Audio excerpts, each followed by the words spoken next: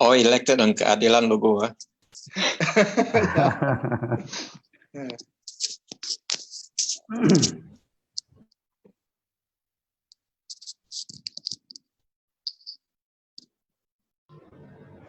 Okay, everybody, we are going to get started right now. Okay, good evening, everyone. Welcome to the KL and Selangor Chinese Assembly Hall webinar series. So the Chinese Assembly Hall is organizing a series of webinar on various topics depending on the political development. But today's, we have organized the first webinar in English, and then we will be organizing the other one in Malay in September.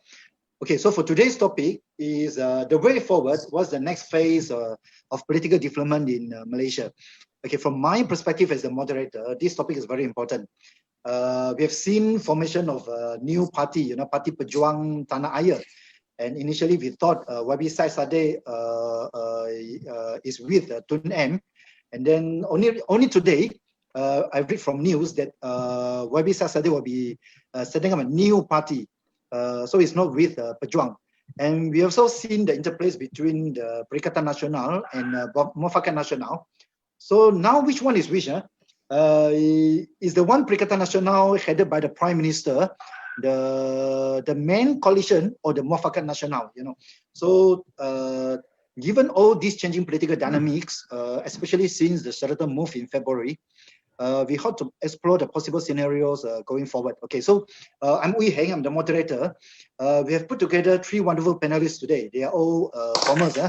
So the first one, this evening we have with us the former Youth and Sports Minister of Malaysia, YB Syed Saddiq. YB is the Member of Parliament for MUA. And we also have the former Deputy Health Minister of Malaysia, YB Dr. Lee Boon Chye. Dr. Lee is the Member of Parliament for Gopeng.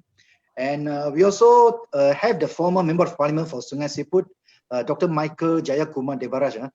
Dr. Kumar is the currently chairperson of PSM, Parti Socialist of Malaysia. Right. So today, it is a privilege indeed for us to have them with us and to share with us their insight on the topic. I will talk a bit more about the expectation before I pass over to Dr. Kumar. I think since independence until 2018, when we have the first regime change at the federal level, so it seems that we have been having only one model. It is the Barisan Nasional model, a larger coalition with about, I think, 13 or 14 component parties, and then with the dominant party UMNO having say on almost most of the things. And then later, 2018 to 2020, you have a Pakatan Harapan model, a smaller coalition with about 3 to 5 component parties, 4 actually, and then with one Barisan, and then each having equal say, And later you have the Sheraton move, and now you have Perikatan Nasional, Muafakat Nasional, and Pejuang, and the new party going to be set up by YB Syed Saddiq. So can we expect something other than the Barisan Nasional model, which has been dominating Malaysia's political scene for almost, I think, 5 to 6 decades? Okay, so throughout those years of political dynamics, although there is changing of government, but we have also been talking about the role of minority party, such as Parti Socialist Malaysia. So will there be a role, or will there be a significant influence given the position of a minority party in this country, given the kind of electoral system that we have? Okay, so now I would like to invite the first speaker, Dr. Kumar. So the audience today, please join me in welcoming the first panel speaker, Dr. Kumar. Dr. Kumar, please. Okay, thank you, Heng. Thanks for inviting me for this very important session. I think it's a very relevant topic. So the topic today given to me was the way forward. What is the next phase of political development in Malaysia? So to discuss how to go forward, we've got to take stock of where we are and how we got here. And actually where we are is actually worse off than where we were at the end of 2017. In 2017, we had a good coalition which was challenging the BN on issues of governance, on the issues of corruption, on issues of having a better deal for the marginalized people, and was a multi-ethnic coalition that had been put together. And in May 2018, this coalition won with about 25% of the total Malay vote in Semenanjung, about 90% of the Chinese vote, and about 85% of the Indian vote. That was in 2018. First time, like you said, that an opposition group has taken over from the BN. But within 18 months, there was a huge drop in Malay support for the Pakatan Harapan. You know, at the time of Tanjung Piai, in about November of 2019, the 25% had dropped to about 15 to 17%, right, depending on which survey you look at. And I think this is the reason why Pakatan fell. It lost support, especially among the Malays, and also among the non-Malays as well. But the question is, why was the drop so much? And I think it's important in this kind of talks for us to be honest with our assessment. Otherwise, there's no use having talks, you know. And I think the drop of Malay support for this is basically two main factors, you know. One is, for some reason, Pakatan Harapan withdrew support for some of the marginalized groups after taking power. For example, the fishermen, the traditional fishermen in Malaysia, about 70,000 of them were getting $300 a month under BN before that. In June of 2018, that scheme was stopped. The rubber smallholders, those with less than 5 acres of rubber land, would get a top up into their bank accounts each time the price of scrap rubber fell below $2.20 per kilo. So they'll get a certain sum of money into their accounts every month.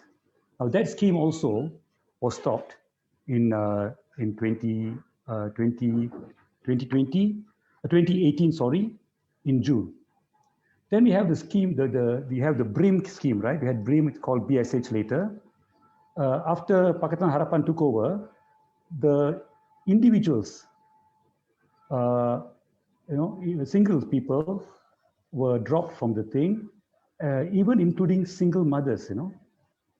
So there are various things like that. Oh, the other thing was the government came up with the comment that in the future, there would not be the new employees coming into the civil service would be not on a pension scheme. So I think a lot of these things worried Malays, you know, and at the same time, UMNO was going around saying, you guys are finished because, you know, you selected this Pakatan Harapan, which is controlled by DAP and all these Chinese, and they're going to cut away your support. And it seemed like what Pakatan was doing was going along that line. So we just gave them a lot of ammunition. I mean, we could have expected UMNO will do that, but to give them ammunition to shoot us is exactly what we did for the first year, you see? Okay, that's one. The other main problem, I think, what I call it is the clash of narratives. It's a question of what is the nature of Malaya? What's the nature of Malaysia? And there is the view, there's one view, there are basically two narratives and variations of that. The first narrative is that Malaysia is part of the Nusantara Melayu. There was a previously existing Malay or indigenous polity, and then now you have a modern state imposed upon the previously existing local indigenous political system. And that's what you see in the constitution. You know, you have a modern state, equality before the law, you know, same criminal law, same land law for everyone, equality of citizenship. But at the same time, you have the system of the Raja Melayu. It's there, quite an integral part of the constitution. You have Malay as a national language. You have Islam as religion of the federation. So you have actually a two-layered kind of a nation. You know, you have a nation which recognizes the previous Malay polity, the indigenous polity. And on top of that, you have a modern nation on top of that. Now, the DAP narrative of a Malaysian Malaysia and the meritocracy and complete equality, in some cases was interpreted as complete equality. That means equality of all languages. equality of all religions. And there are some people who are saying that the only indigenous people of Malaysia are the orang asli, and the Malays were coming from Sumatra and from Java. They are equally immigrants as Indians and Chinese. Some people were saying that. That was a clash, you see. There was a clash which some Malays found that offensive, found that even not only offensive, found it, made them scared, you know, that if you say that you are equally, they are equal to the other so-called immigrants, then what is the guarantee for their language, for their religion? So I think that is also another factor. So I'll urge the audience to think about that.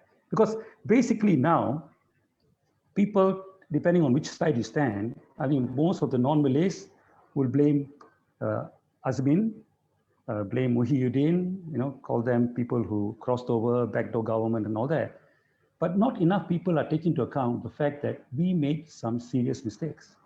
You know, the thing of the withdrawal of subsidies, the clash of narratives, you know, this was all okay to talk in those terms to a Chinese crowd, to non-Malay crowd, when your opposition was fine. But when we became government, to talk the same way, well, led to the 25% dropping to 17% and dropped to the collapse. I think right now, if elections were held, I think the PH will lose about 25 of the seats it currently has. So, okay, what is the way forward? I think the way forward is we got to rebuild the coalition. We got to go back to the drawing board and actually see where we went wrong and build from there. We can't just patch it up. You know, Humpty Dumpty has fallen and all the king's horses can't put him together again. I think we have gone backwards. We need to rebuild the coalition. We've lost Malay support. We've lost some non-Malay support. And I think we got to do it by looking at a few things, you know. One is the whole issue of poverty, the whole issue of rural poverty. And you got to understand the causes, you know. It is not laziness, you know. I hear that too often. The Malays are lazy, they're looking for subsidies, they're always on the handouts, they're being spoiled rotten. We got to cut down the subsidy business and all that. You know, you got to see on a global scale, commodity production by small farmers all over the world, whether it's in Malaysia, in Latin America, or Africa, or in India, they're getting a bad deal, you know.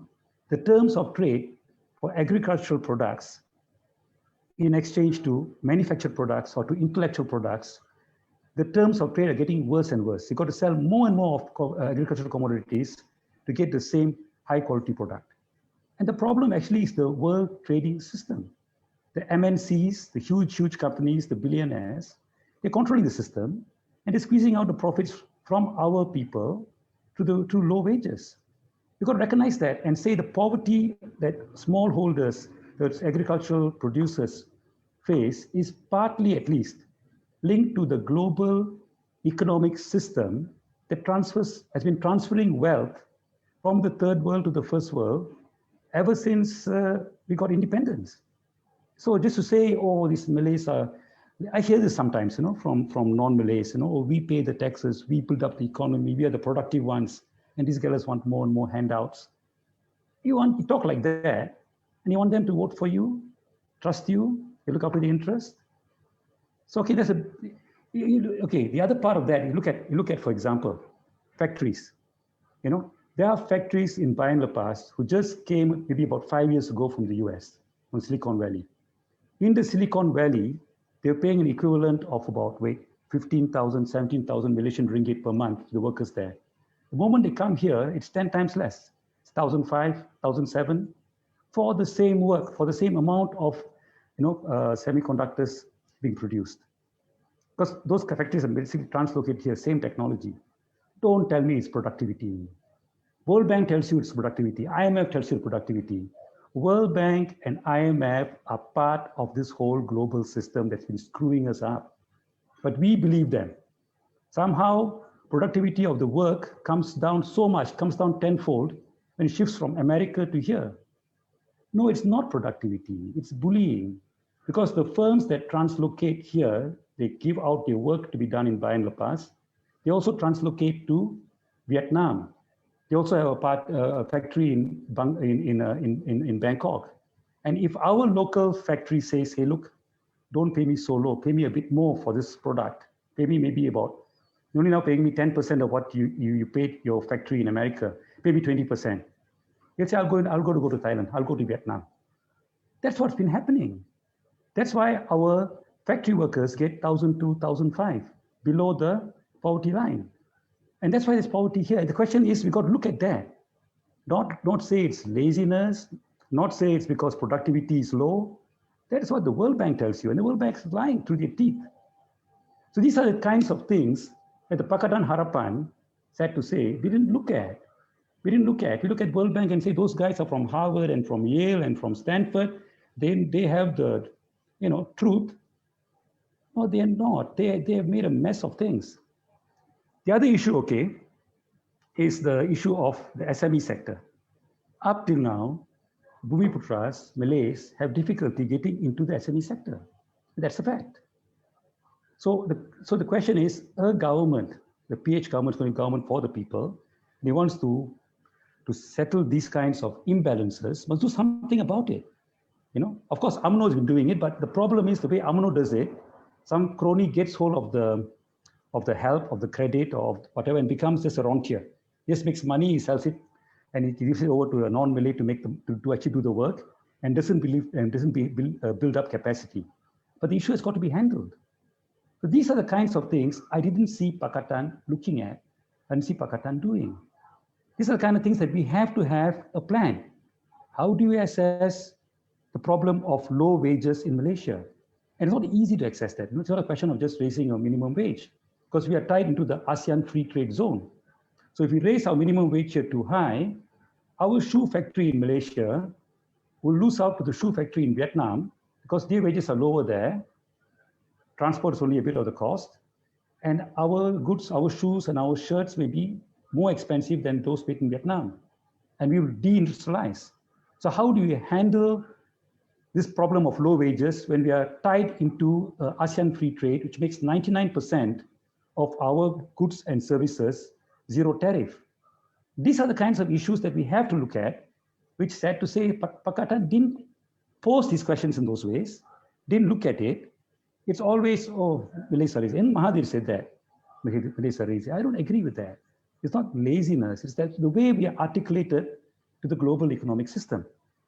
So this is what we need to look at, that we have to look at the marginalization, we have to look at poverty, and we've got to work at it together. We can't look at rural poverty as the problem of Malays and that's for the Malay parties to look at. No, it's for all of us to look at. It's a Malaysian problem. We claim to be a Malaysian movement. That's a Malaysian problem. The barriers that Malays face in getting into the SME sector, that should be our problem as well. So I think we have got to look in that way and move in that way. And the issue of narratives. I think for when non-Malays, not many of them, but some people do say, oh, he's from Java, he's from Minangkabau, he's from Sumatra. He's also an immigrant like me. So what's he talking about? Now, I don't agree with the ketuanan, and I think that's the other extreme. The ketuanan, because I mean, ketuanan means a kehambaan, I think that's wrong. But when you say a thing like this, when you deny a certain Malayness about Malaysia, the fact that Malaysia, there are indigenous people here. There was a Nusantara Melayu from Patani right down to Timor-Leste. There are different ethnic groups speaking different languages, but they're from the same rumpun, from the same family. They're Iban, they're Dusun, they're Kadazan, they're Bidayu. They're the same family of people.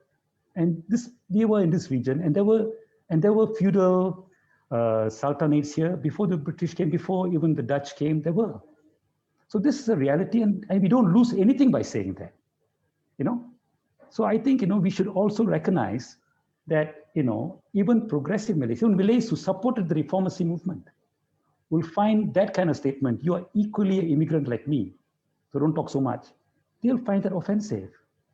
So we don't get that, we can't get our minds around that, and then just blame them and say, oh, you go back to kleptocrats, Why do they go back to the kleptocrats? Because we drove them back to the kleptocrats by taking away their subsidies, by challenging the notion that Malaysia was a part of the Nusantara Melayu, that the federal constitution recognizes that. We challenged that. Not all of us, but some of us did. And the others didn't speak up. So this is the problem that Pakatan faced, that Pakatan created. If Pakistan hadn't done these things, it wouldn't be so easy for Pakistan to have been kicked out. So the other thing is that we need to have a roadmap, a proper roadmap to look at all the major issues, you know. I mean, you just can't go on just one or two things, oh, kleptocrat all the time. I mean, you know, sure, there are kleptocrats, and that's an issue. Okay, but how about the issue of graduate unemployment? That's a major issue. And it's more among the Malays, second among the Indians, least among the Chinese, you know, and it's a real issue. And don't just say, oh, more English, more soft skills. This is something that, you know, this guy Keynes talked about. It's called technological unemployment. You know, as society gets more and more productive, you need less and less people to work. So the way out, actually, in the longer term, is that everyone works less hours. We have a 30-hour working week so that the jobs available are evened out to more people. But to do that, you must pay more per hour worked. The rate of pay per hour must more than double. Then people can makan lah. Otherwise, right now we cut off make it a 30-hour working week. You won't be enough to eat, won't have to support your family. So that, which means the issue I talked about ASEAN is, if we reduce our working week and raise our wages, we are koyak because we lose industry to other ASEAN countries, you know, and the larger multinationals will shift out of us. So we got to talk about that. How do you handle that issue? You know, I'm not talking about protectionism, but I think it's a good time to look at that because even Trump is talking about it. I don't agree with Trump, but Trump has opened that issue that this kind of free trade actually may be bad for a country. To what extent can we sacrifice our workers' wages and our workers' living standard on the altar of free trade? To what extent is it free trade? To what extent can we accept ISDS? To what extent can we accept these patent laws? I think it's time to push back on some of these things, and that's what we've got to discuss. And we need to have a roadmap for this, you know. We've got to discuss these things, got to sit together, different racial groups, different groups in society, and have a roadmap that we have to discuss what we will do when we get into power. Not get into power and suddenly say, you're Minister of Health, you handle it. But you don't have a working plan. Do we privatize it further? Do we go for national health insurance? What do we do? We don't have a plan. Pakistan didn't have a plan. Didn't have a plan for how to handle migrant workers. Didn't have a plan how to handle TPPA. Didn't have a plan. Sorry to say that, but that's the truth. We talked about GST, over exaggerated how bad GST is, but took away GST, prices still went up. You know, people say, what are you guys doing? So I think this is what we need to do, really. You know, we need to go back. I think Pakistan is not ready to take over, and I think can't take over now. It's a problem. I think we push election now, we're going to do badly and lose more seats. But if 3 years is a long time in politics, we got to come back. We got to look at the issues of poverty. Got to relook at the issues of narratives. We got to look at how do we have to be if you want to rule the country for everyone. We got to have a good comprehensive roadmap on all the major issues. And it's got to be done openly, dialogues, discussions, seminars. So when you come into power, then we know how to rule. Instead of putting ministers from here and there into posts, and they got to scratch their heads and wonder how the hell they're going to manage. That's what happened the last time around. So I think I've reached about 20 minutes. I'll stop here and let my other speakers give the input. Okay. Thank you. Thank you, Dr. Kumar. Okay, so Dr. Kumar basically has touched on a few things, from the withdrawal of subsidies and then to the clash of narrative during the Pakatan Harapan era.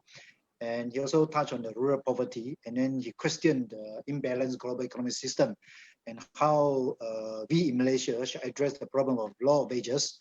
And then he also commented, you know, that Pakatan didn't really have a plan, and we indeed need a proper roadmap to address those issues that he has discussed. Okay, before I pass it over to the second speaker, okay, the KL and Selangor Chinese Assembly Hall will continue to organize more of such a meaningful webinar series, but we will need your support. So anyone who would want to contribute can be made to the bank account of KL and Selangor Chinese Assembly Hall.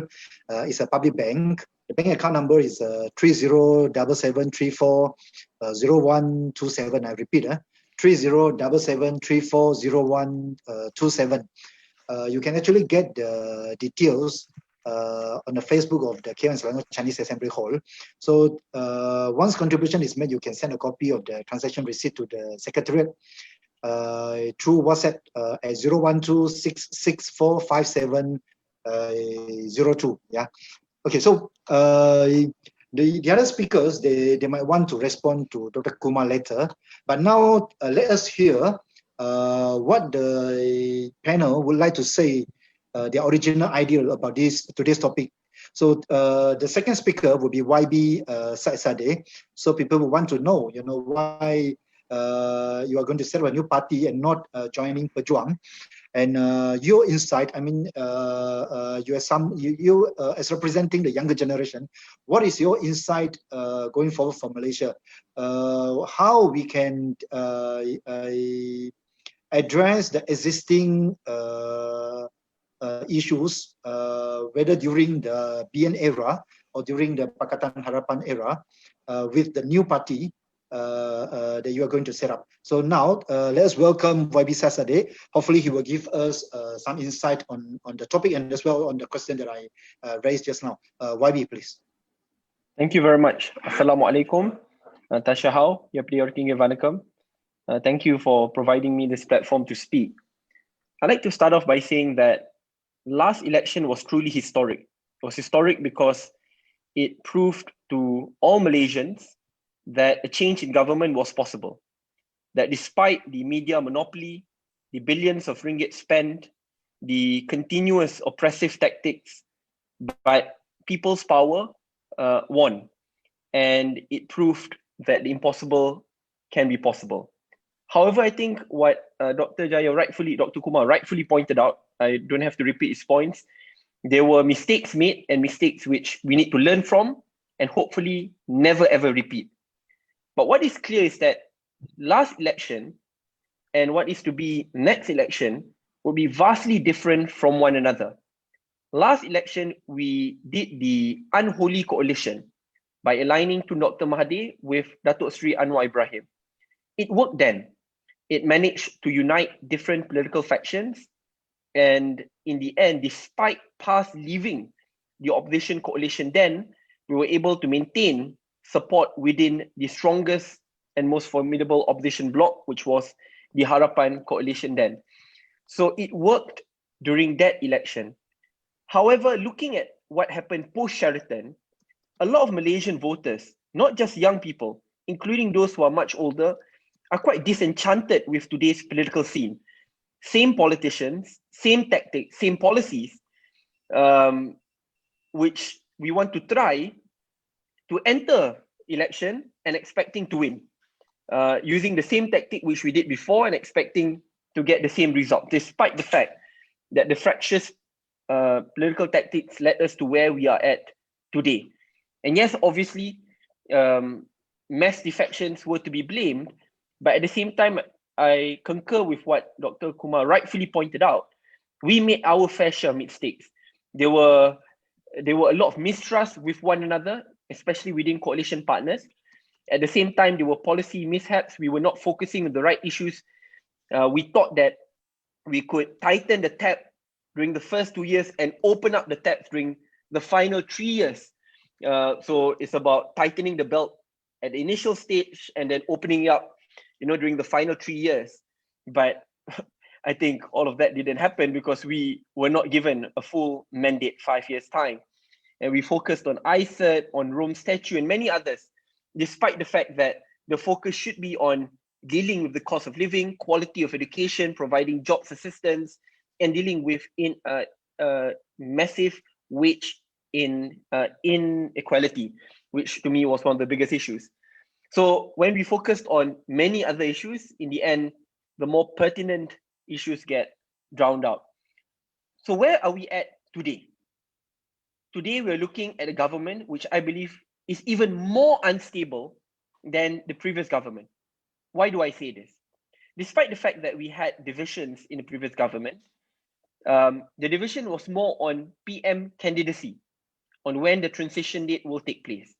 And to me, we dealt with it horribly, and that definitely contributed to the downfall of Pakatan Harapan. And those who still live in denial should seriously wake up, that it was due to our miscommunication, it was due to our mutual distrust, and it was due to our inability to provide the best assistance to those who are genuinely in need, which led us to where we are at today. So we have to wake up, right? We have to admit to our mistakes, apologize, and find a way to come together to move forward as one united force. So on this matter, I think Dr. Kumar was spot on. However, let's honestly assess the government which exists today. The reason why I say it's even more fractious is that now they're not just discussing about PM candidacy for next election. Every single day, every single week, there will be top leadership among components parties asking for parliament to be dissolved and parliament to be dissolved immediately. So can you imagine how foreign investors or local investors would feel knowing that parliament can be dissolved at any point in time? And not just that, due to the government only holding a 2 majority in parliament, that means at any point in time, government can collapse. Let's say Zaid Hamidi, after this is found guilty in court. He would have a number of supporters, and then they decide to withdraw support from government. Government collapses, right? Or let's say, for an example, Bersatu election is just over, and a few MPs who are dissatisfied and who want to pull support and maybe join Pejuang. Government collapse. There are so many variables in place which may lead to the collapse of the government. Now they are discussing about dissolution of parliament at any point in time, despite the fact that PM has not mentioned this, but Zaid Hamidi has mentioned this, Tok Mat Hassan, the president and deputy president, have mentioned this. The president of PAS has asked for a fresh mandate to be called immediately, therefore for fresh elections. So definitely we're looking at a highly unstable political scene as we speak. And not just that, the fact that the vast majority of MPs which Bersatu holds today come from UMNO or from or for those who defected from different political parties show that the political scene is unstable. How can you call for fresh elections when seat negotiations are ridiculously tough because the majority of Bersatu MPs originate from UMNO? How would UMNO members feel? How would UMNO as a party feel when they have to sacrifice 13 of their seats in the seat negotiation process? So, and that's why we see UMNO members and UMNO leaders not just asking for the dissolution of parliament, but bravely saying that Bersatu should be dissolved. Can you imagine if a PKR or DAP or Amanah leader back under the Pakatan Harapan administration asking for Bersatu to be dissolved or asking for parliament to be dissolved immediately? I think all hell would break loose. But now it is a new normal for top politicians to ask for parliament to be dissolved and asking for Bersatu, the Prime Minister's party, to be dissolved immediately. I mean, to signify this, in the midst of the Slim election, UMNO's head in Perak asked for Bersatu to be dissolved. I mean, can you imagine how unstable situation is? I mean, I do acknowledge that back then, Pakatan Harapan Perak was fractious as well, and they had their problems. But can you imagine if a DAP member or the DAP head says, Bersatu, you should be dissolved? Again, all hell will break loose. So we are looking at a fractious political scene, an unstable and uncertain political environment which we are entering. And at the same time, we're looking at an electorate, the Rakyat, are tired and exhausted of the same politicians, same leaders who are unwilling to let go of power, still insisting that they are not to be blamed, we should blame everyone else but themselves, and expecting for the people to accept this. That is tragic and unfortunate, and I believe it is time for genuine change and reforms to take place. So let's look at what I believe what politics will look like in the next 1 year. So we've established it's very fractious, it's uncertain. What's the best way to move forward? I believe it is timely, and before I talk about my own movement, I think the reason why I'm here, being where I'm at today, is because I'm frustrated. And I'm pretty sure it's not just me. Many other young people are frustrated that we are in the problem which we are in today because of ourselves. And we can't keep on deflecting the blame to others. We were slow in reforms. Let me give one simple example. On Undi 18, a constitutional amendment which took 1 year for cabinet to agree. And mind you, it is in Pakatan Harapan's manifesto. But even for me to convince cabinet, it took about a year. And every time I read that in cabinet, there's no urgency. Oh, never mind, let's postpone it. and during next parliamentary sitting. And then during the next parliamentary sitting, oh no, let's postpone it again. Let's postpone it again. You know, even up until the end, it was about to be postponed again. You know, until I put my foot, I said, this is ridiculous. How much more postponement are we going to go? Let's look at other things. Political Funding Act. I was tasked by Cabinet and Majlis President Pakatan Harapan to look at the political funding reforms. And I did a presentation. MACC and GIACC and the Tan Sri Abu Qasim did the consultative process. We went through it and it was supposed to be tabled. And again, we kept on postponing, pushing back the dates. Putting a 2-term limit. Again, it was pushed back. PTPTN. This is one of the most important promises, right? Where repayment starts when a person's salary reaches 4,000 ringgit. Finally, when we agreed, it was in the month of February, and then the change in government happened. It was supposed to be announced during the first stimulus budget in the month in late February, early March. But again, it was too late. And it's not that we couldn't do it. We could. To say that we didn't have money is a lie. We can't keep on saying that. We do. So to push for, reforms were slow. Money was not being trickled down, which should have. We had the money and we had the capacity to do so, but we waited until it was too late. Entering the third year would be too late because the frustration was already there. So I believe reforms should have been faster. At the same time, economic reform should have been there even faster as well. However, let's be frank and honest. When we talk about FELDA, FELCRA, a lot of the small holders who suffered, as YB Kumar mentioned, this was under the purview of the Minister of Economy and the Deputy Minister of Economy. And let's ask ourselves, where are they today? So, to me, that Sri Azmin, is still a friend, but it's ironic that yesterday in his campaign speech, he could mention that, it's the fault of Pakatan Harapan for 22 months, and mentioning in FELDA. And he was the minister in charge of FELDA. So I think on this part, yes, we are all to be blamed. But there must be a sense of shared responsibility. Because I remember every time there's a discussion about FELDA in cabinet, we will support it. When there was a push for there to be a unique FELDA stimulus, we supported it. When FELDA needed billions of ringgit to be saved, we supported it. So, it's not that we didn't support. I think everyone needs to play a proactive role, and everyone at the same time must take up responsibility as to what happened. So personally, I believe it's timely for all parties to usify their structures. That means PKR must push forward more young faces. DAP must push more young faces. Bersatu, which is under Pejuang now, Tun, should push for more young faces. If you look at the same leaders, same leadership, and unwillingness to change, then you're expecting the same old solution, which led us to where we're at today, and the same process to be repeated and for us to lose again. So we need to try something new. You know why a lot of young UMNO members are frustrated with UMNO, or even Malays are frustrated with UMNO today?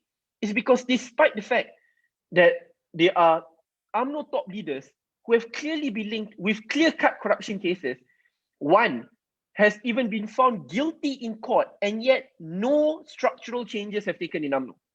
Same leaders, same policies, and same attitude. So do we really want to make the same mistake? When we already acknowledge and we have the benefit of hindsight, it's time for us to move forward. So what am I focusing on? I believe it's time for us to create a strong youth movement. And when I say it's a youth movement, it cannot be exclusive only to young people, but it's youth-led, which policies are new and policies which truly can lead to economic reforms. And at the same time, it must be multiracial and multi-religious. It must cut across different groups and communities to unite to bring an actual new Malaysia forward. We cannot talk about new Malaysia, but when we're in government, we don't reflect what that new Malaysia genuinely looks like. And that leads to frustration among the people, and in the end, the collapse of the government due to mistrust and miscommunication. So I think when we give an opportunity to young people, especially acting as a pressure group, pressure force, and a strong, solid, united movement, I believe that can lead to genuine change in Malaysia. It has been done in many countries, whether it is through a non-partisan movement or through a partisan movement. But the point is, young people are given a more important place in deciding on Malaysia's democracy. We need new technocrats, we need professionals, we need young politicians to come together to spearhead that effort. And it must be multiracial, multi-religious, it must be well encapsulating of the true Malaysia. If we, up to today, see diversity in race, religion, ideologies as a liability, that means we're not embracing the true spirit of Malaysia. In reality, a diverse Malaysia is a great asset for Malaysia. And we need to revitalize that asset to ensure that we cut across party lines or on race and religion to move forward and marching forward to ensure that the new Malaysia which we talk about actually gets realized.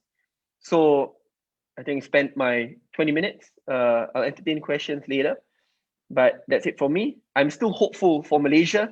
It's just time for us to come together to ensure that that new Malaysia actually gets realized.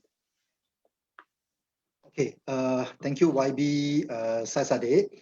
Okay, YB has touched on quite many things, although he has not answered the question on why he's choosing a new party and not joining Pejuang. Maybe he can answer later. Okay, so basically, YB Saisade has touched on the how the Mahathir Anwar cooperation has worked in the past, and then the point to current situation where currently is more unstable, the current government than the previous one, and then the mutual distrust, and then to say that those who are in denial should wake up to realize what really undergoing now. And then he also mentioned something very interesting. He mentioned about how UMNO people, how Malay feel frustrated in UMNO, given the same leaders, same policy, same attitude, and then no structural change. And then he mentioned about the new policy needed that can reflect imagination of new Malaysia. Yeah. Okay. So before I pass it over to the third speaker, someone has just contributed 20 ringgit. So we hope more will come. You can always refer to the details of our bank account on the Facebook of the KL and Selangor Chinese Assembly Hall. Okay. So the last speaker, I will consider him as a veteran. Veteran in the sense that he has been in the Reformasi when so few Chinese was in the Reformasi movement, and he has been there until today, although quite many have left Keadilan. Okay, and he also mentioned just now that all the formers today, the speakers, have actually contested using the same logo in the past election, the Keadilan logo.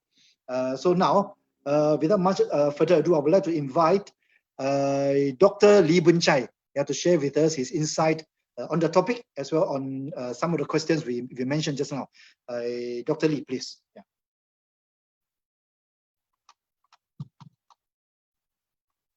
No sound.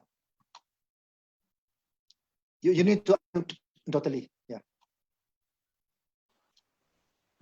Thank you for inviting me to this forum.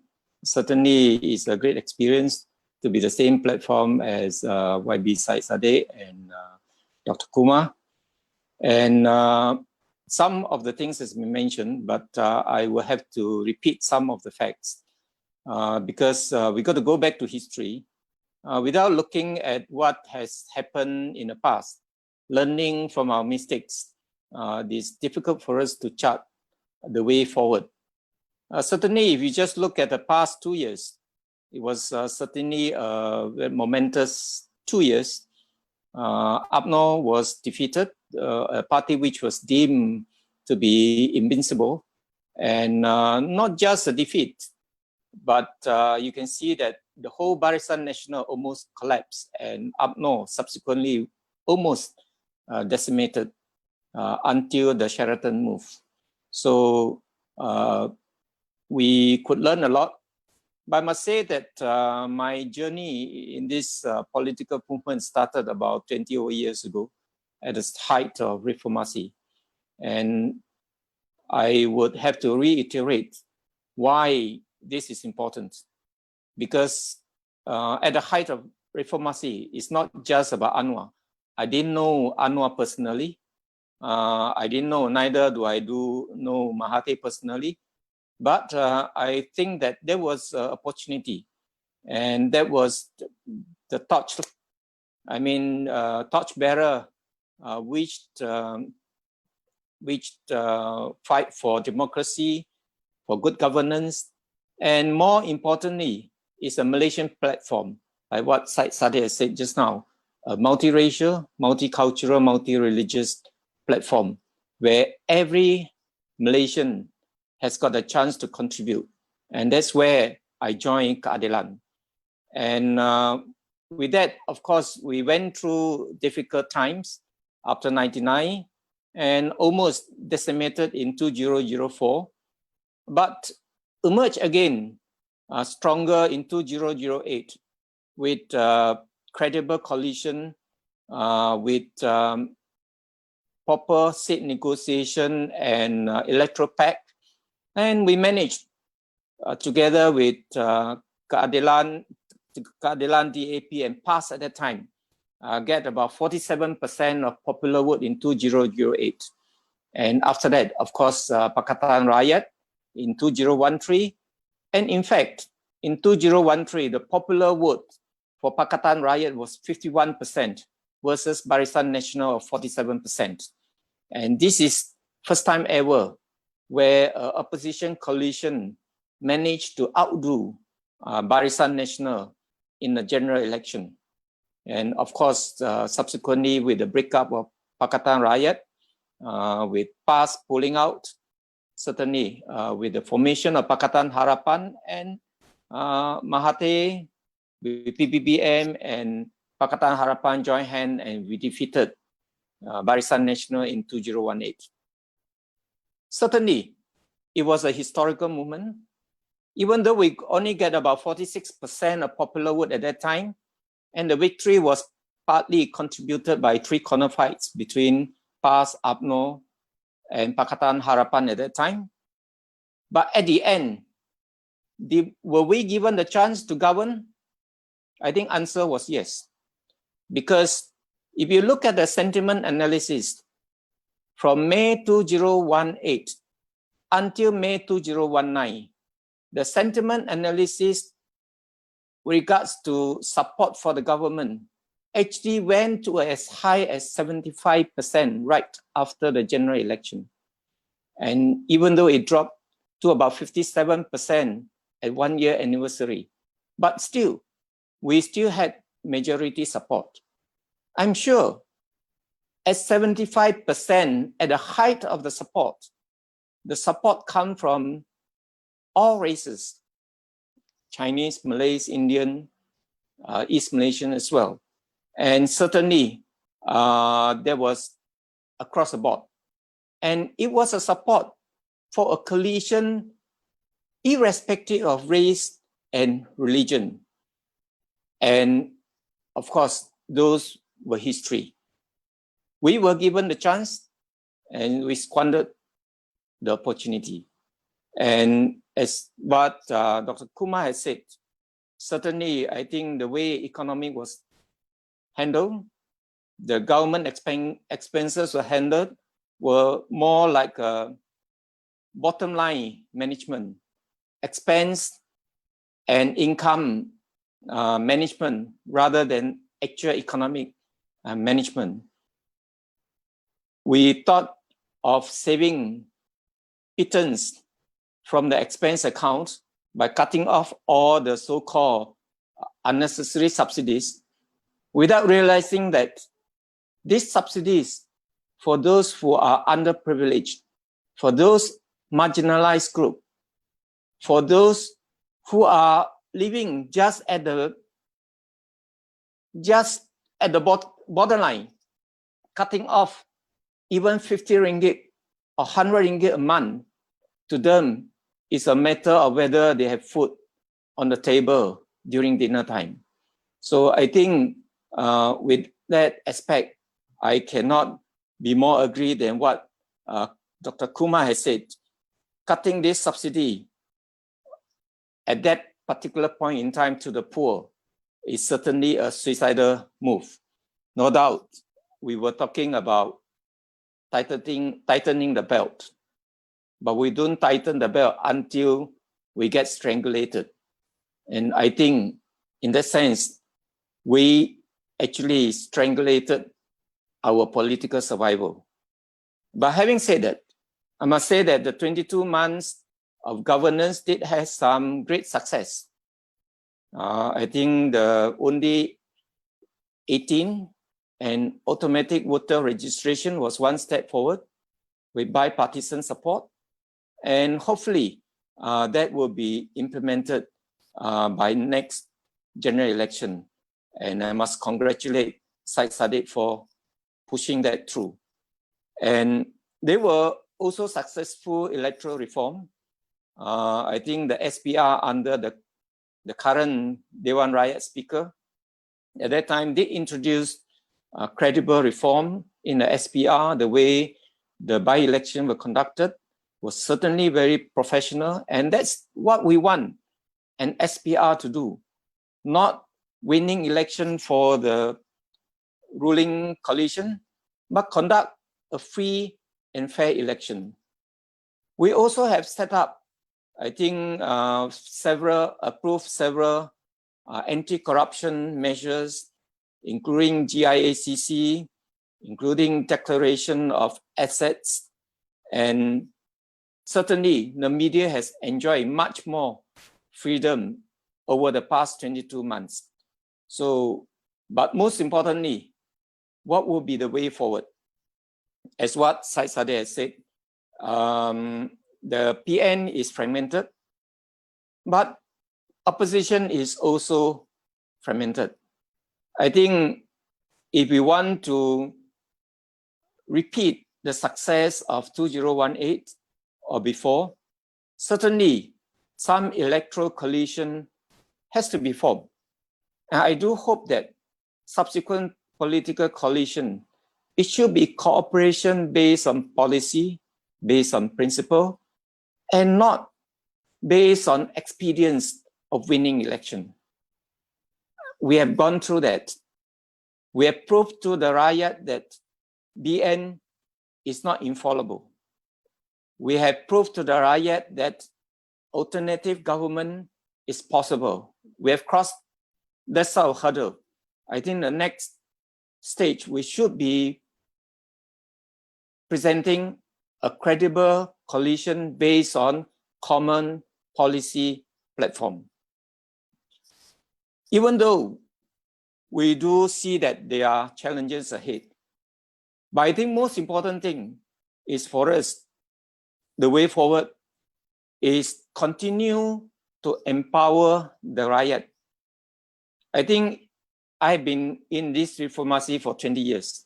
We've been through, say, 10 years ago compared to now. Certainly, with regards to empowering of Rakyat, the first most important thing is information and media freedom. And on this aspect, we are much better now compared to 10 or 20 years ago. Certainly, Rakyat has got more access to information to make a well-informed choice. And we also had a better electoral system, and with the reform which was initiated, certainly I do hope that the subsequent election will be a much better level playing field, the way forward. I think the most important thing for the coalition, if we were to form, to set a higher standard for good governance. Even though we look at Upper Malu Bosku, is certainly a contradiction in what we have achieved over the past 22 months. But some of the measures which Pakatan Harapan has introduced cannot be rolled back. Take, for example, the Deputy Defense Minister support letter become a big issue. In the old days, during Barisan Nasional's days, these support letters are norm. They are not exception. In fact, most of the project carries a support letter. And there were rumors who say that even appointment to see the minister or deputy minister got to have some goodies in order to get the appointment and get the support letter during Barisan Nasional's time. So certainly some of these things will not be rolled back because rakyat is empowered. So I think, as I said just now, we need a credible coalition, not political expediency. And this coalition should not calculate based on race, winnability based on race, based on racial breakdown. I think most important thing is this coalition should be holding steadfast to a basic principle founded on federal constitution, founded on democracy, good governance, and justice to all Malaysians. We can always argue what is justice, what is democracy, what is fairness, but I think the fundamental principle should not change. I say one of the greatest failure of Pakatan Harapan was at some stage, we were trying to recreate UMNO outside of UMNO. We were trying to emulate the success of racial politics in Barisan Nasional itself. I think that charted our failure. I must re-emphasize that I think we cannot recreate UMNO outside of UMNO. Similarly, we cannot recreate past outside of past. The reason being, we can never be more Malay than UMNO. Neither can we more Islamic than past. We also cannot be more Chinese than MCA. If you want to be more Chinese than MCA, then we will lose the Malay words. Similarly, if you are more Indian than MIC, you will lose the words of other races. But I think whatever position we take, policy we drafted, it should be based on principles, not on race. I think this should be the basis of forming coalition subsequently. I do hope that we all hold on to a Malaysian platform, and we do hold on to upholding democracy and good governance. And I do hope that eventually this will work. We need to regroup all the progressive forces in and outside of the government. And I'm sure when election is called, there will be a lot of organizing before, regrouping before, and regrouping after the next general election. I do hope that whatever we decide, whatever we do, most important thing is we all together make Malaysia better, make Malaysia more democratic, make Malaysia more with better governance, and do hope that each and every one of us will not be left out of the development. Thank you. Okay, thank you, Dr. Lee. Okay, so Dr. Lee Boon Chai has touched on a few things. One is the momentous 2 year, the 22 months that YB Sadeh mentioned just now. And then he also touched on the importance of the history of reformasi.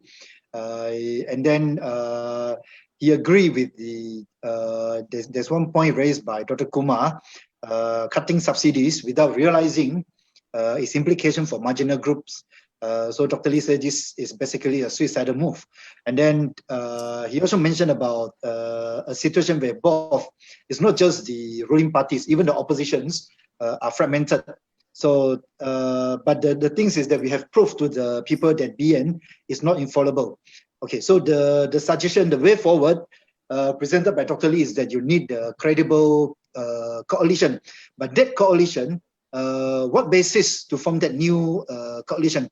It shouldn't be what we have seen. Some were trying to create UMNO outside of UMNO, MCA outside of MCA. So there's a kind of a reminder, I think, basically to some of the component parties, even party like DAP, because Dr. Lee has mentioned that, if you were to be more Chinese than MCA, you will lost Chinese votes.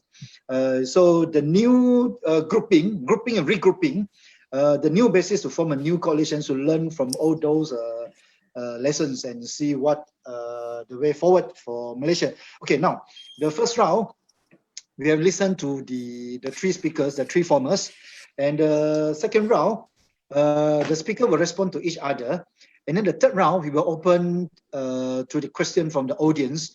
The secretary of the KL and Selangor Chinese Assembly Hall, they will compile the questions posted on the Facebook of the KL and Selangor Chinese Assembly Hall, Kini TV, as well as the Malaysian Insight. Okay, we have actually got some of the questions here. Let me read you the question, and later we will get back to the speakers to respond to their own the point they raised during their first round of presentation. Okay, some of the questions are this. Question 1. What is the chance of PSM making huge progress in Malaysia politics? Maybe Dr. Kumar want to answer later. And then question 2. Why so many U-turns since Pakatan Harapan leaked the nation? Maybe why YB Saksada and Dr. Lee will want to answer. And then question 3. What is the promise given to LGBTQ community? Open question to all the speakers. And then question 4, specifically for YB Saksada. Totally agreeing with the youth movement, but how do you convey these measures to Tun M and Anwar, allowing young faces to take the center stage within the party and they stay at the senior advisors? Okay, and then question 5, agreeing, okay, specifically for Dr. Lee, agreeing with Lee Boon Chai that the next coalition will be based on policy and non-political experience. Does Tun M to be dropped? That kind of question. And then question 6, can the new government do a U-turn on Undi 18 or not? YB says that. Can SPL decide they are not ready for the Undi 18? Is there a possibility? Okay, so these are the questions that the speakers will answer during round 3. As for round 2, we will welcome the speaker to respond to other speakers' point of view. Okay, so we will start with Dr. Kumar. Dr. Kumar, please. Okay, thank you. Am I there? Can you hear me? Yep. Hello? Yeah, can. All right. Okay. Okay, just 3 short points. I think one is YB Syed Saddiq talked about the Pakatan National being unstable. My comment would be, it would be in the benefit of Pakatan Harapan if this government stays in power for a while. This is sometimes to regroup, to come up with the credible policies, to reach out, to show a new face. Because if we go into elections now, I think we'll do badly. So the thing is, the PN can only be brought down if in some important vote, the budget or something, suddenly UMNO pulls out the rug, doesn't vote together with PN, and then they lose that major vote and then they have to step down. So would the people on the Pakatan Harapan side, whichever party they are, consider stepping in to support PN for the time being?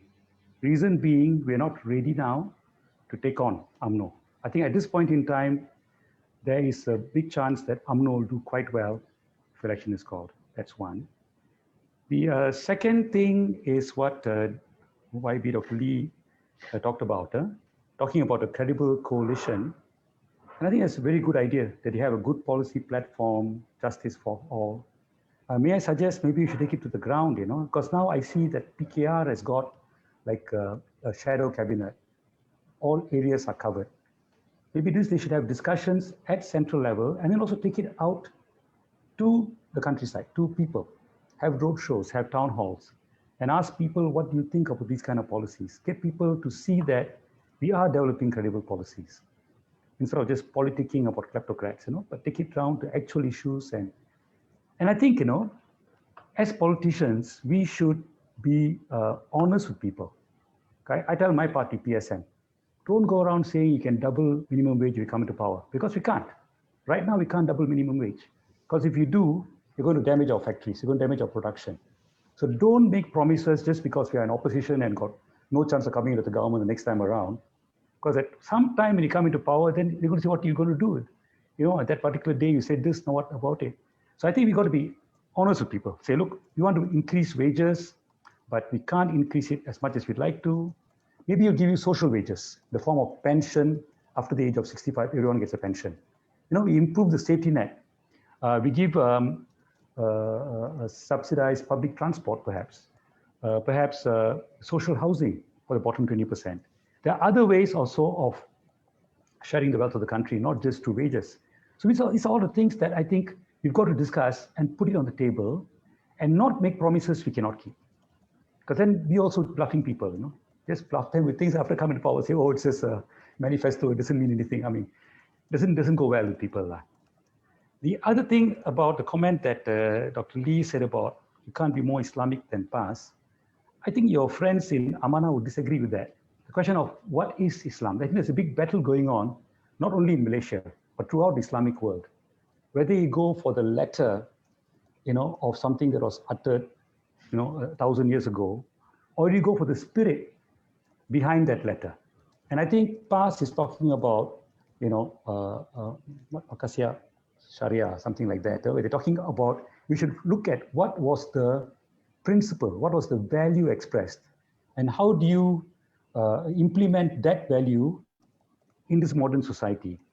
And so there's a big struggle going on in the Islamic world, not only here, but throughout the world, is what does it mean to be Islamic in the 21st century? Does it mean just copy paste from a previous time?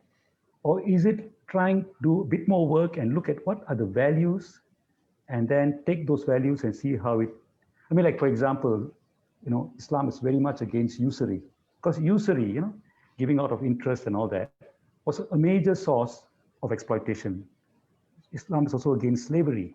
Those were the major forms of exploitation then, not wage labor. Wage labor didn't exist so much then. So you cannot say I can exploit my workers, but I don't have usury, I'm all right. You know what I mean? So this kind of arguments is what I think the Makasya Sharia thing is about, of trying to say, what were the values? Usury was the main form of exploitation then. So what's the main form of exploitation now? How do we work on it now? I think that kind of thing, I'll be quite comfortable with that, you know? If you try and take the values of justice and of reaching out to the poor and helping people, and you say, how does it work out now? I can see how we can, I mean, for me, that seems to be a very good way of working forward, you know? So, okay, I'll stop here. Thank you. Okay, thank you, Dr. Kumar. So before I pass over to YB Saisade, good news, someone has just donated a 50 ringgit to the KL and Selangor Chinese Assembly Hall. So for those of you who want to do so, so that we can organize more such webinar series, you can always refer to the details on the Facebook page of the KL and Selangor Chinese Assembly Hall. Is the public bank 3077340127. Okay, now get back to the webinar. So given the response of Dr. Kumar, I think Dr. Lee will want to respond to him later, but now let us hear from the YB Saisade what is his question as well as his response to other speakers. YB Saisade, please. Yeah. I share a lot of the views which YB Kumar pointed out. I think one which was particularly interesting is that it's beneficial for the country and also politically for the opposition coalition to allow for the ruling coalition to stay in government and that a fresh election should not be called. I think the way in which I want to look at this, it's not just from a partisan viewpoint or as a which benefits the coalition more, but I think from the Rakyat's viewpoint or for the nation's viewpoint, I think people need political stability. Almost every single businessman and women we meet up with talk about how bad it is for them, not just that they are dealing with COVID, but at the same time, there's great political uncertainty that the parliament can be dissolved at any point in time, a change in government can happen at any point in time, new political realignment taking place at any point in time. And uncertainty in politics definitely lead to business uncertainty, bad investments, and the rest. So I think what was recently discussed and raised by YB Anthony is particularly interesting, a call for ceasefire. And that ceasefire in no way means that, the ceasefire in no way means that we have to join Perikatan Nasional. That's not the case. It's more about giving assurance that there will be no attempt to topple government through SDs, or when there is a withdrawal of support from a group of UMNO MPs, we will ensure that the government doesn't fall. But in return, we will negotiate for reforms to be carried out by this government, for parliamentary select committees to be set up, for parliamentary allocations to be restored back in equal positions so that in the end, regardless whether you're in government or opposition, you can serve your constituents well. I think all of this should be discussed openly on the table and to be put on the table so that in the end, it doesn't matter whether election happens 1 month from now, 2 months from now. The point is, when there is political stability, we can address COVID better, and investors will look more favorably to Malaysia. But if there's continuous political uncertainty and infighting, and the government can collapse at any point in time, I think Malaysia loses overall. So I think it's timely for us to put our egos aside, put our deep-seated political differences aside, but it's timely for us to work for the people and focus on what the rakyat need in dealing with COVID. So every side will have their own viewpoints. Every side will claim that we are politicking more than the other.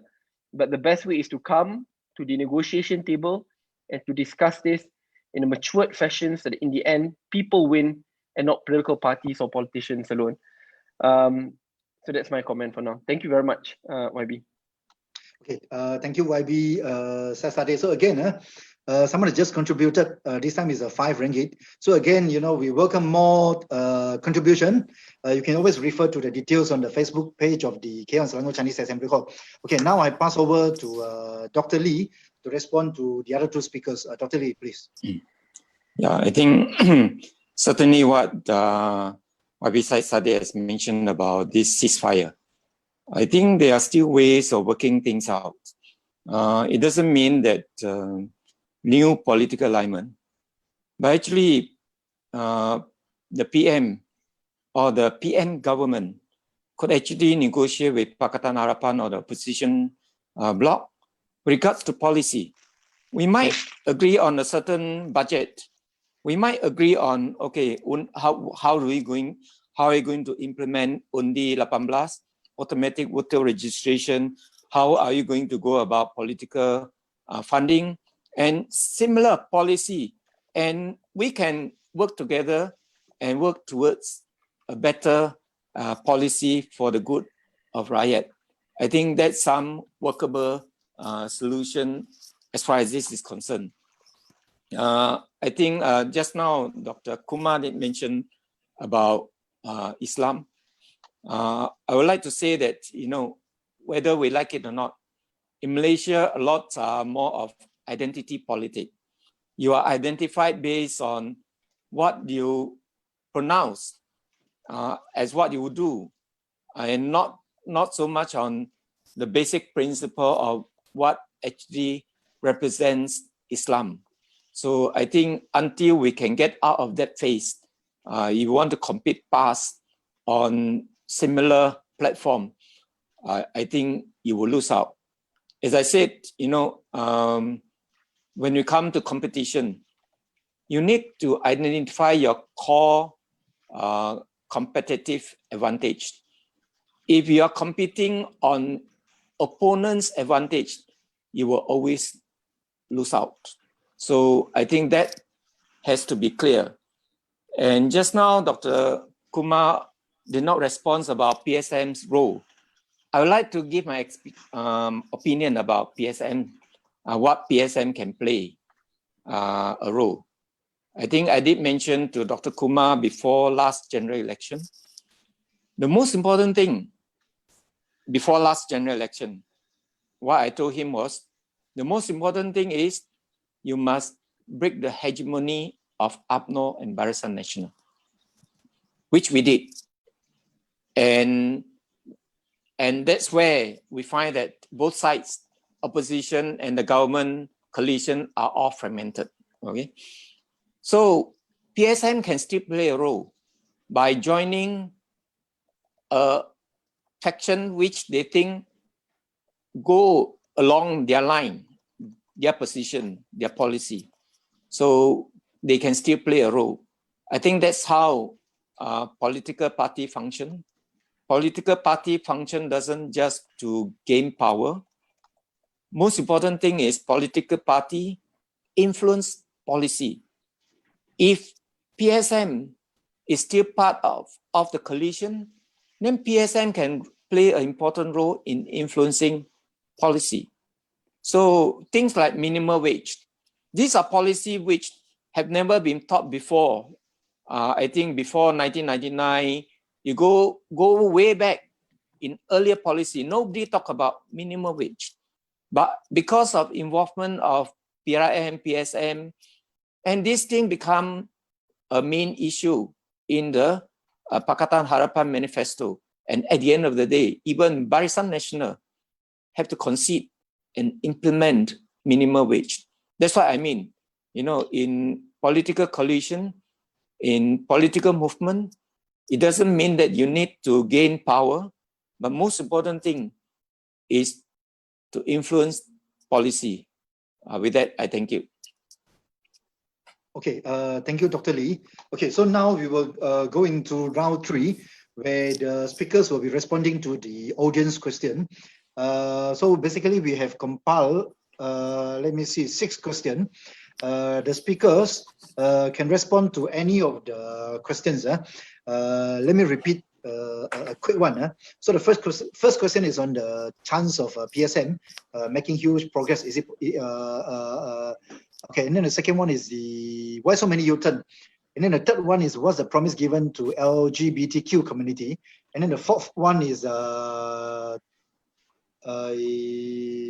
how do you convey the message of youth movement to Tun M and Anwar, allowing young faces to take the center stage? And then question 5, the new coalition will be, okay, the suggestion by Dr. Lee that the new coalition will be based on policy and not political expediency. Is that means Tun M should be dropped? And then the last question, can the new government do a U-turn on Undi 18 or not? Can the SPL decide they are not ready for the Undi 18? Is there a possibility? Okay, so now again, we will go from speaker 1 until speaker 3 to answer one or any of the question. Dr. Kumar, please. Yeah. Okay, thank you, Ying. Okay, obviously question 1 is mine. The chance of PSM making huge inroads in the coming elections, I think is quite low, you know. I think in general elections, people look for which party can form the government.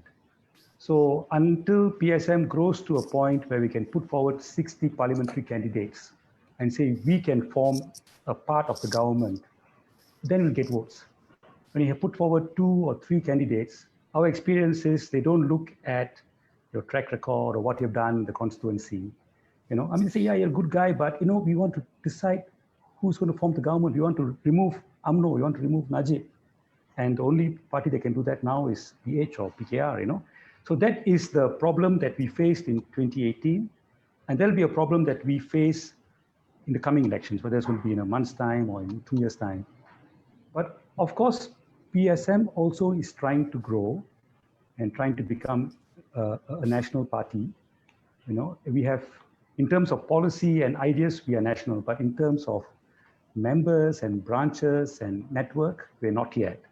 But yes, I mean, that's what we will try and do. But I think what Dr. Lee Boon Chye said earlier about we can still play a role in giving inputs into a policy is what we will definitely do, because I mean, we are quite.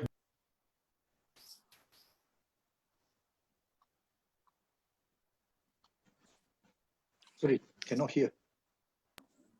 Sorry, can you hear me? Okay. Can you hear me? You know, we had a meeting in Parliament where we had a meeting with some of the MPs in Parliament discussing what we think should be done regarding the COVID-induced recession. So yes, definitely we'll play that role, you know, but at the same time, we'll be trying to grow the party. Now, I think I'll just look at question 3 as well, if you don't mind. What is the promise to the LGBTQ community? Yeah?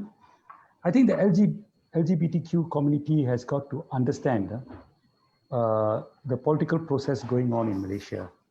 And right now, there is a tussle within the Malay community as to which is the truly Islamic party, which is defending Islam. And so just like at one point in the past, communism, or the left was used as a red herring. Now LGBTQ is used as red herring. Or that Muslim supports LGBTQ. He's undermining Islam. He's too liberal. So that's the problem. It's been highlighted. So I think what we in PSM are trying to, our stand is, you've got to respect people with a different sexual orientation, with a different gender identification as human beings. They're equally human beings, and they shouldn't be mistreated. They had to be respected as human beings. And so I think that's the kind of thing we got to, we got to push at. And that diversity is something that, for the religious people, we got to argue that diversity is something that is made by God. It's not made by you. Let God decide. So this is the kind of thing we got to do, I think so to kind of counter some of the attack is what we can do. I think it's a defensive move. I think we can't be talking of trying to organize a gay pride, for example, in Malaysia. Things like that, you're going to get reactions. But I think to say these are human beings, and you cannot have violence against them, you cannot be rough on them, you cannot sack them because of their sexual orientation. I think those kinds of things is something that I think what we should all be doing. Treat them as human beings. Okay, I'll stop here. Okay, thank you, Dr. Kumar. So, yeah, okay, now I think there are two questions specifically for YB Saisade. Number 4 and then number 6, but of course, YB, you can always respond to other question as well. So, YB Saisade, please. Yeah. So 2 questions. The first one is, how do I convey the idea of this youth movement and convince to Dr. Mahdi and Datuk Sri Anwar Ibrahim? First thing to point out is that the success of a movement lies not in the leaders, but on the supporters or on the masses. So on this part, I think it lies in the hands of young people.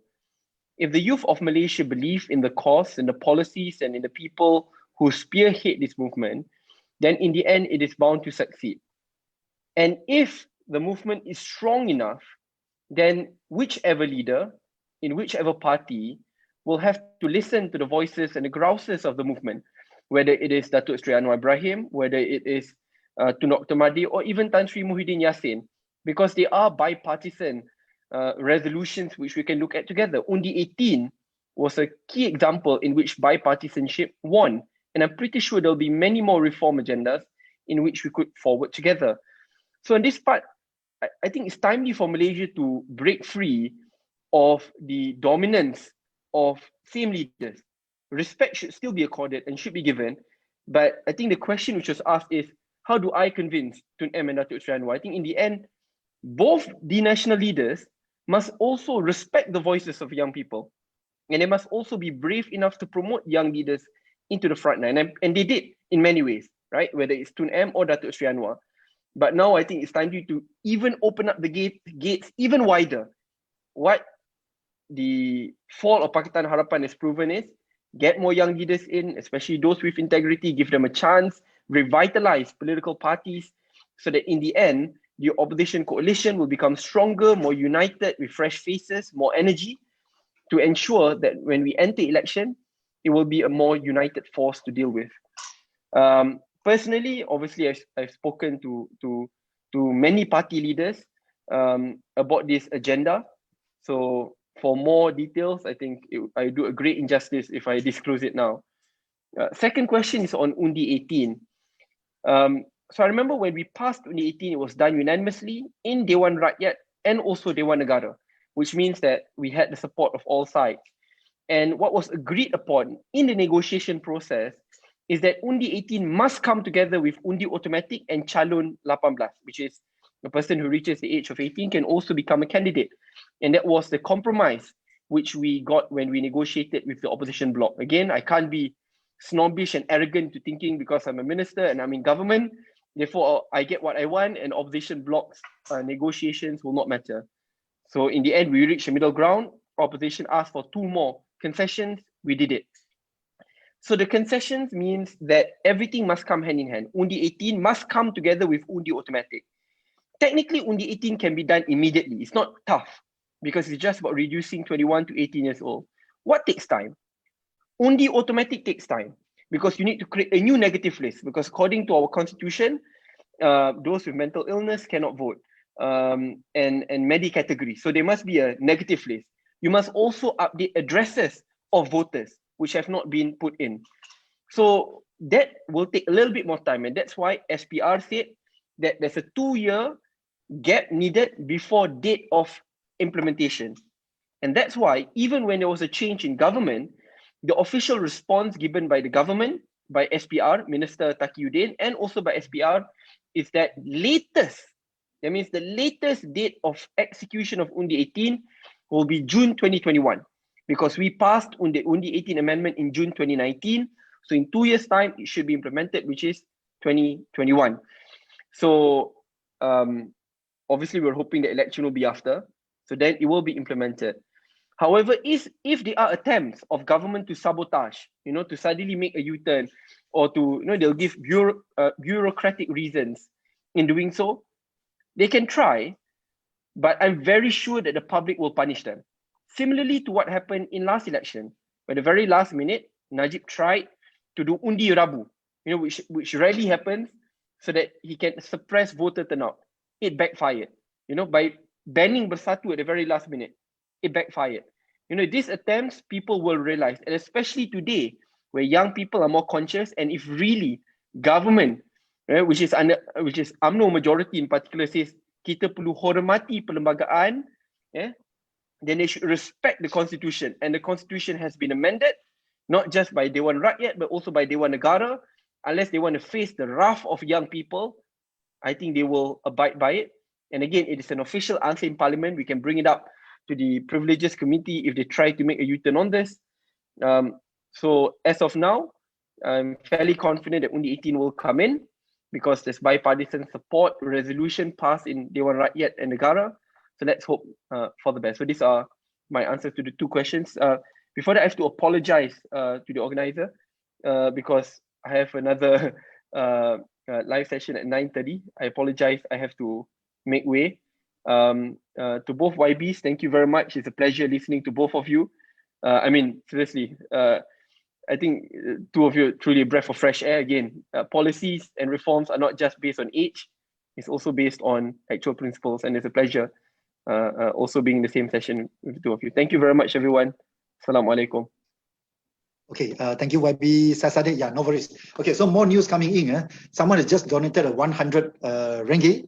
Okay, and then more questions coming in as well. So I think now there are 2 or 3 questions for Dr. Lee. There's one question I mentioned just now. Should Sutun M be dropped according to the new coalition suggested by Dr. Lee? And then there's one new question. Anthony Locke has proposed an inter-party deal to end political instability, demanding the government for parliamentary reform and equal constituency funding. Would you agree with the confidence and supply pact with the PN government? Is there any other reform you want from PN besides parliamentary reform and equal constituency funding questions? Okay, let me see, is there any other questions?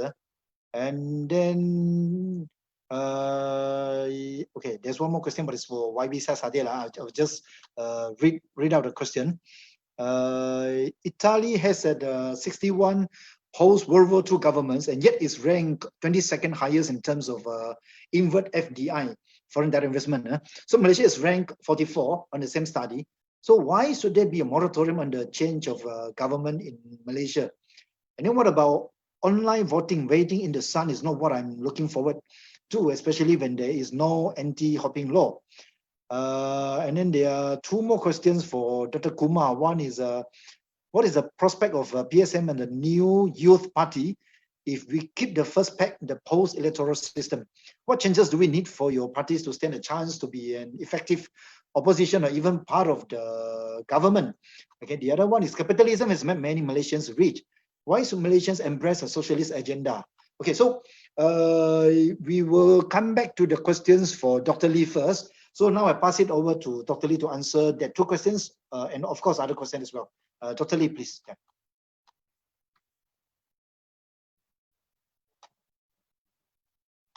Your mic, Dr. Lee. Unmute your mic. Yeah, thank you. Okay. Yeah. Certainly, I think I did mention just now about negotiation, ceasefire, and beyond just electoral reform, parliamentary select committee, there are still many other things where both sides can work together, like budget, upcoming budget. Actually, they could, if they can accept some of the proposal from Pakatan Harapan, maybe we can have a unanimous decision to pass the budget rather than risking collapse of the government. So these are ways. And of course, there are many other bills which are coming up, like Majlis Keselamatan Negara, the bill, amendment bill, and the COVID temporary measure bill. And some of these could get bipartisan support, and we need not have to object all the time. And as long as there is a proper platform for consultation, and we can agree together. And certainly, parliamentary select committee and political funding and implementation on free and fair election should be top of the agenda for cooperation. And that's one. Number two, regards to the role of the senior leaders. First of all, I think the continuing role played by Tun M is not helping the opposition, because whatever it is,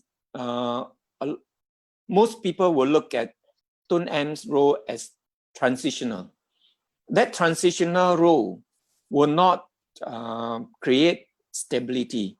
It doesn't give confidence regards to stability. So I think Tun M should consider advisory role rather than frontline. Certainly, I still support Anwar, and Anwar is still relatively young, energetic, and fresh, and he doesn't have the baggage of the 22 months of Pakatan Harapan government. And Anwar has actually proven the support he had got during 2013, when he led the Pakatan Rakyat coalition with 51% popular vote. Of course, we know the first past the post system doesn't ensure popular vote translate to more seats. And Anwar is the only one which can create a rainbow coalition which can form the next credible government. So I think at the end of the day, and I still believe that Anwar still got a lot of ideas where he wants to implement regards to instilling good governance, democracy on the Malaysia platform. I think these are some of the things where I think it's important for Anwar to continuing to play important role in future coalition. But certainly I do take note that we need fresh blood, we need young people, and we need young professionals joining political movement. We got to make sure that the whole political scenario is not hijacked by a few political players. That's where we need more young blood, young people, young professionals to join in the game. And certainly that will help. And I would just briefly comment about this LGBTQ. I'm a doctor, so it's probably easier. I think we treat it like a normal variant of human being. It's just like somebody are short, somebody are tall, somebody behave differently, and we should not discriminate because of their orientation. And that's from doctor points of view. And there is actually medical basis for that behavior. They should not be treated as somebody who want to perform sin. They cannot be seen as someone who is sinful. They are not because of their choice. They are what they are because, as what Dr. Kumar has said, that what God gave them, that way it is. So I think on that part, that's what I think. So that's my comment just now. Okay, thank you, Dr. Lee. Okay, now time to wrap up, and then there are a few questions. There's one more coming in to ask Dr. Lee, do we need more political parties? And 1 minute. And the other one, Dr. Lee, congratulations for arguing for a policy-based coalition. A policy-based coalition requires the coalition having its senior parliamentarians to monitor all ministries and meet regularly to give coordinated responses. That's the gist of the idea of a shadow coalition with or without recognition from the government. PKR announced his front bench on July 2nd and had his first meeting on July 22nd and promised that it would be weekly. May I know what have your front bench discussed in your second front bench meeting? Okay, and of course, I've just mentioned other questions previously, those questions for Dr. Kumar. So, okay, now I would invite the speakers, Dr. Kumar and Dr. Lee, to wrap up and also to ask one or two questions I mentioned just now, if you want to. So basically to wrap up, to answer one or two questions, and to mention that main message I want the audience to take away, especially related to today's topic. Now we'll start with Dr. Kumar. I pass it over to you, Dr. Kumar. You have to unmute, Dr. Kumar. Yeah, I've done that. Okay. Okay, thank you.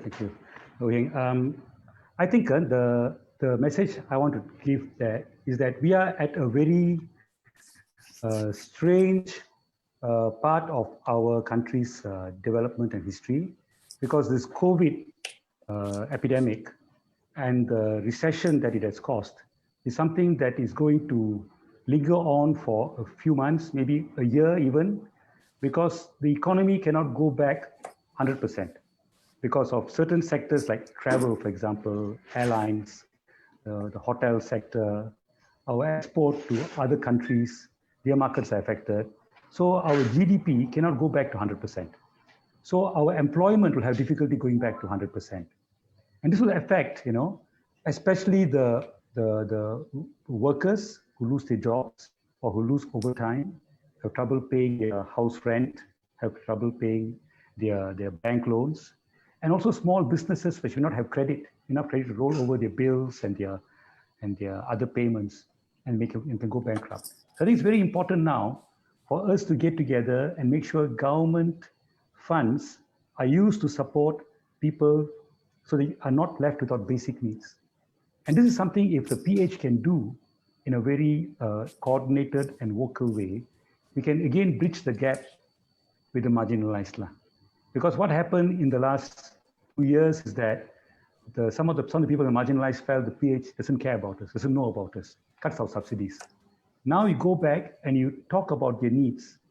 And so what the PSM has been talking about is a guaranteed minimum income, that every family will have at least $1,000 in their account every month. So at least food is on the table. If the PH can fight for that in Parliament and outside, I think it'll do a large amount to kind of allay the misperception that the PH didn't care about the poor. So I think this is an opportunity for the PH to make amends, to go back and do those kinds of things, because what the government now seems to be doing is trying to push money into large businesses in the hope that businesses will generate jobs. Now that is not going to work, because if you look at Keynesian kind of theory, aggregate demand has dropped 20%. So until you bring aggregate demand up to 100%, you can't get enough jobs. So you're not going to meet that problem. So we must have a standby plan to make sure, like a brim, to all those families which are not getting income of at least $1,000, we put money into their accounts. So at least they don't starve.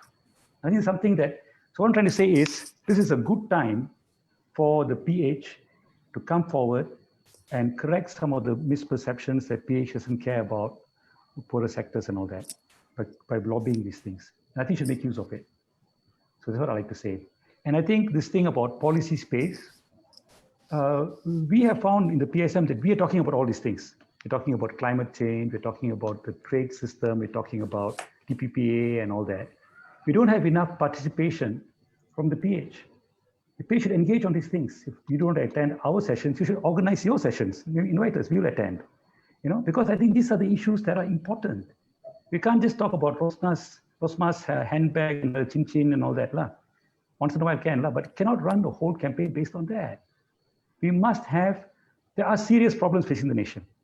We are stuck into a global system that is actually benefiting the global rich.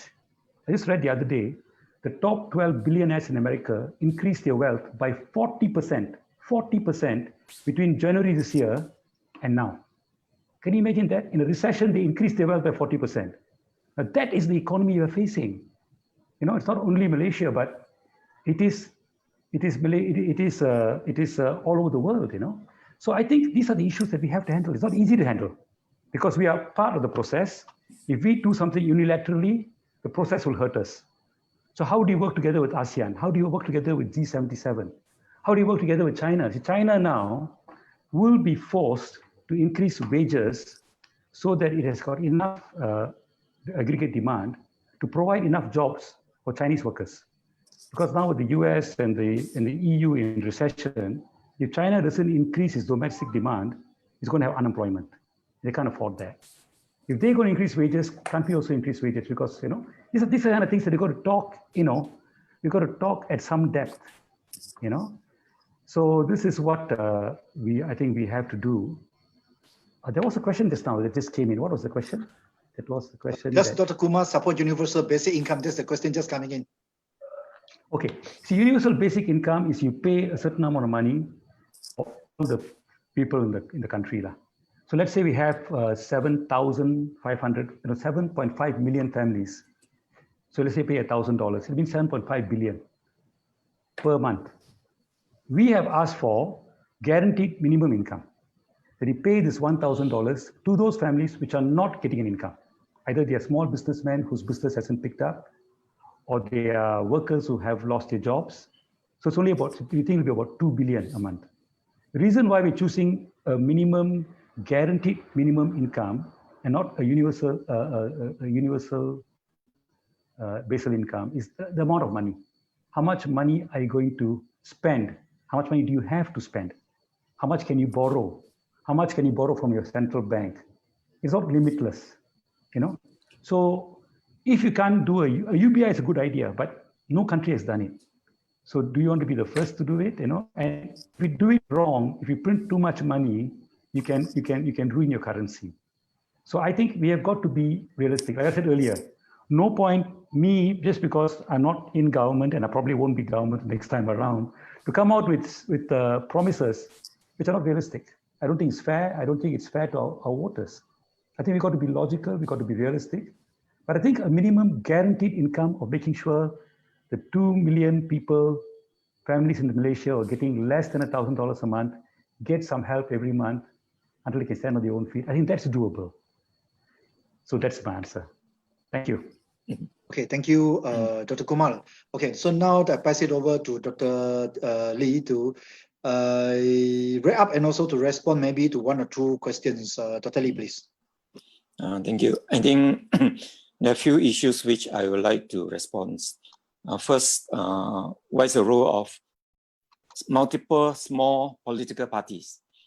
I think under the first past the post system, small party cannot survive when there's big coalition who are fighting one another.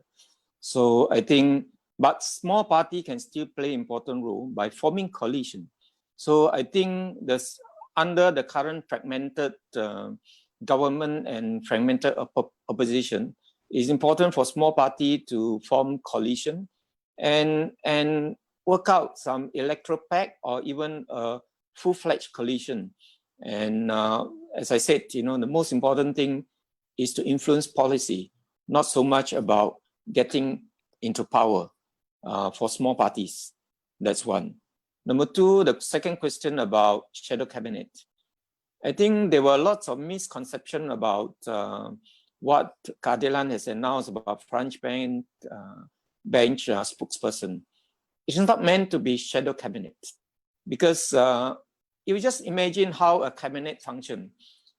A cabinet ministers, they meet every week. If they meet every week and discuss issues without the support of civil servant, their meeting is useless. They need the civil service, the bureaucrats, technocrats to back them up, to give the data and to do all the background work, paperwork, research, and such a existing policy, any contradiction with the other policy, any legal implication, and things like this. So it is impractical for opposition to form a so-called shadow cabinet. I think if we were to form a shadow cabinet and meet every week to discuss like a cabinet meeting, I think you're wasting your time. What Keadilan has done is we have spokesperson for major ministry and major department. So that's where we play the role. And since we have announced that, we have met every week with all the parliamentarians. I think we have discussed COVID, and I presented the COVID and discussed what are the implications, the way forward, what are the policies which we should be looking at. And we also had 1 week we discussed YB Sim, the former Deputy Agriculture Minister. He discussed about how Ministry of Agriculture function, various departments. And there was another week, Ministry of Tourism, on Ministry of Tourism. So every week, the parliamentarian from Keadilan will meet and discuss issues or ministerial issues. So these are the things where we do. And on the background, like COVID, we also had a special health committee led by professionals, not me, but another professionals outside of the party who provide input on healthcare policies. And they also provide input to Dato Sri Anwar on current healthcare issue, on COVID, and so on. And there are many other committees which are functioning simultaneously. So this is how we work. There's one issue about capitalism and socialism. I think Dr. Kumar didn't answer that. I probably got to answer that just for interest sake. I'm not a socialist. I do believe that some degree of capitalism is essential for growth, but we also see that there are major shortfalls in capitalism, especially in the face of COVID-19 crisis.